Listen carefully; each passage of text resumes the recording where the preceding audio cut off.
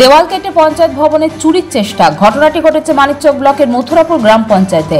দেওয়াল ভাঙা হলো, কোনো কিছু চুরি হয়নি বলে জানিয়েছে গ্রাম পঞ্চায়েত প্রধান। এই ঘটনায় চাঞ্চল্য ছড়িয়েছে এলাকা জুড়ে। সোমবার পঞ্চায়েত ভবন খুলতে বিষয়টি নজরে আসে প্রধান সহ পঞ্চায়েত কর্মীদের। পঞ্চায়েতের পেছন দিকে রয়েছে পরিত্যক্ত জায়গা, সেদিকে থাকা দেওয়ালে একাংশ ভেঙে চোরেরা চুরির চেষ্টা করে বলেই জানা গেছে। পঞ্চায়েত প্রধান মৌসুমী মণ্ডল জানিয়েছেন, রবিবার ছুটির পর সোমবার পঞ্চায়েত দপ্তর খোলা হয়।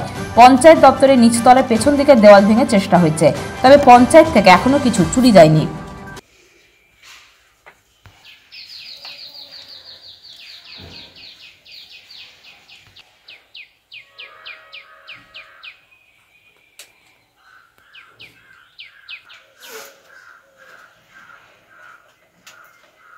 ছিল আর যখন অফিসে আসলাম তো দেখলাম যে নিচে দেওয়াল মানে মানুষ ঢুকবে সেরকম একটা জায়গা করে ভাঙা রয়েছে।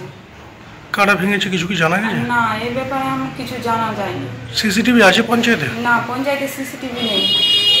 কি জন্য ভাঙতে পারে মনে করছেন? মানে নিচে গাড়ি রাখা আছে, টোটো গাড়ি রাখা আছে, তারপর ব্যাটারি চুরি করার জন্য ভাঙতে পারে, কিংবা অফিসে বিভিন্ন ধরনের জিনিসপত্র কাগজপত্র মানে চুরি করার জন্যই ভাঙতে পারে।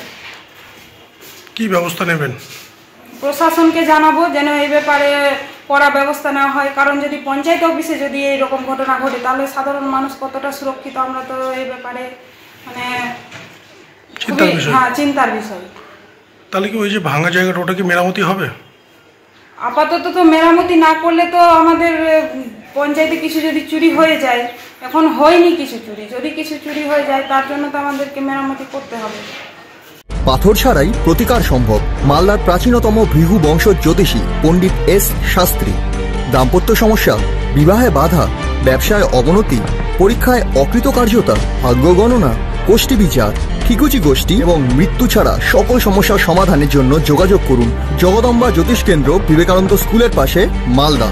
মোবাইল 09730278332 অথবা 09332056956।